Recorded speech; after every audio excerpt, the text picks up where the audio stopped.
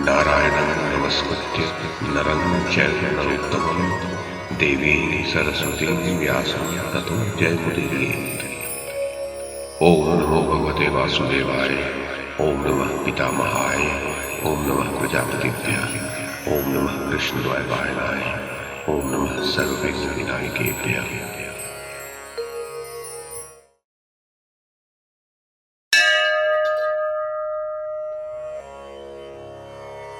संजय ने कहा, महाराज धृतराष्ट्र, रात्रि बीतने पर चौथे दिन प्रातः काल ही भीष्म जी बड़े क्रोध में भरकर सारी सेना सहित शत्रुओं के सामने गए। उस समय द्रोणाचार्य, बाल्हिक, दुर्मर्शन, चित्रसेन, जयद्रथ तथा अनेक दूसरे राजा लोग उनके साथ साथ चल रहे थे। राजा दुर्योधन देवताओं सहित वज्रपाणी इंद्र के समान शोभा पा रहा था। महामना कपिध्वज अर्जुन ने दूर से देखा कि कौरव सेना व्याल नामक व्यूह में आबद्ध होने के कारण अनेक प्रकार की दिखाई दे रही है। उसकी शक्ति छिपी हुई है।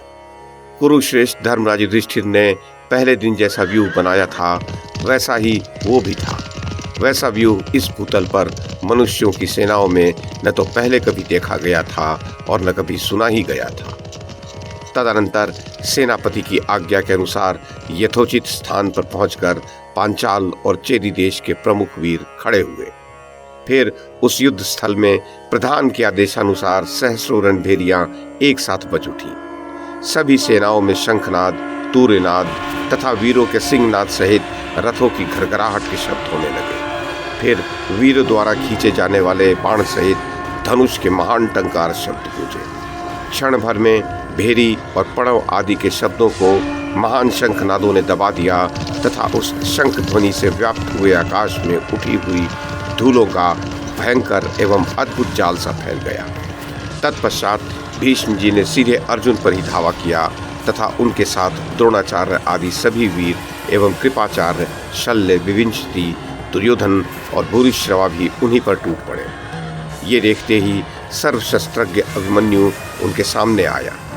उसने उन महारथियों के सब अस्त्र शस्त्र काट डाले और रणांगन में शत्रुओं के रक्त की नदी बहा दी। भीष्म जी ने अभिमन्यु को छोड़कर अर्जुन पर आक्रमण किया, किंतु किरीटी ने मुस्कुराकर अपने गांडीव धनुष द्वारा छोड़े हुए बाणों से उनके शस्त्र समूह को नष्ट कर दिया और उन पर बड़ी फुर्ती से बाण बरसाना आरंभ किया।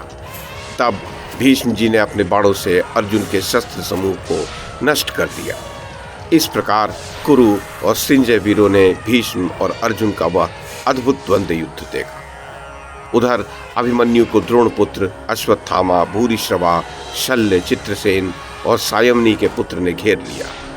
उन 5 पुरुष सिंहों के साथ अकेला युद्ध करता हुआ अभिमन्यु ऐसा जान पड़ता था मानो कोई सिंह का बच्चा 5 गजों से लड़ रहा।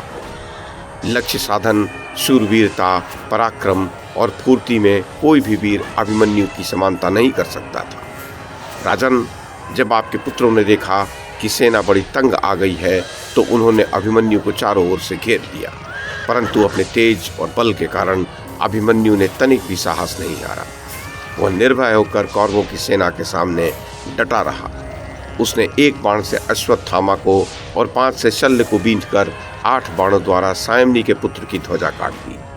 फिर भूरिश्रवा की छोड़ी हुई एक सर्प के समान प्रचंड शक्ति को अपनी ओर आती देख उसे भी एक पैने बाण से काट डाला। उस समय शल्य बड़े वेग से बाण वर्षा कर रहे थे। अभिमन्यु ने उसे रोककर उनके चारों अश्वों को मार डाला। इस प्रकार भूरिश्रवा, शल्य, अश्वत्थामा, सायमनी और शल, इनमें से कोई भी अभिमन्यु के बाहुबल के आगे टिक नहीं सका। अब दुर्योधन की आज्ञा से त्रिगर्त, मद्र और केके देश के 25 सहस्त्र वीरों ने अर्जुन और अभिमन्यु दोनों को घेर लिया। ये देखकर पांचाल राजकुमार धृष्टद्युम्न अपनी सेना लेकर बड़े क्रोध से मद्र और केके देश के वीरों पर टूट पड़ा। उसने 10 बाणों से 10 मद्र देशीय वीरों को, एक से कृतवर्मा के पृष्ठ रक्षक को और एक से कौरव के पुत्र दमन को मार डाला। इतने में ही सायमनी के पुत्र ने 30 बाणों से धृष्टद्युम्न को और 10 से उसके सारथी को बींध दिया।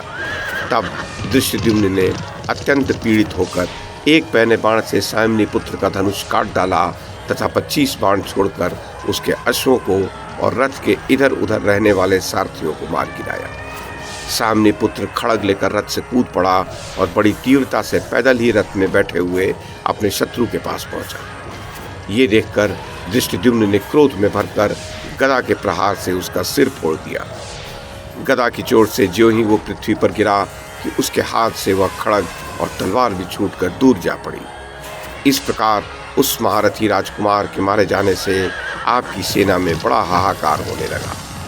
जब सायमनी ने अपने पुत्र को मरा हुआ देखा तो वह अत्यंत क्रोध में भरकर दृष्टिद्युम्न की ओर चला। वे दोनों वीर आमने सामने आकर रणांगन में भिड़ गए तथा कौरव, पांडव और समस्त राजा लोग उनका युद्ध देखने लगे। सायमनी ने क्रोध में भरकर दृष्टिद्युम्न को 3 बाण मारे तथा दूसरी ओर से शल्य ने भी उस पर प्रहार किया।